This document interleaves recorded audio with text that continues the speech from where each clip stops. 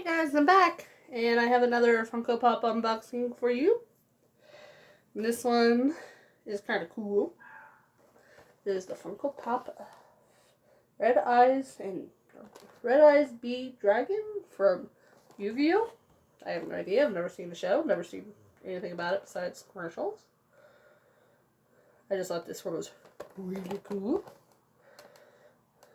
I actually have a couple of these at Walmart besides him.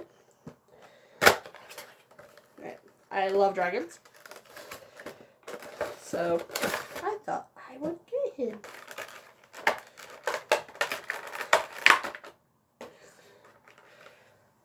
Ooh, he looks like a cross between a skeleton, dragon, and a... what are they? I forgot. It's kind of cool. Those wings are a little small. It's very spiky.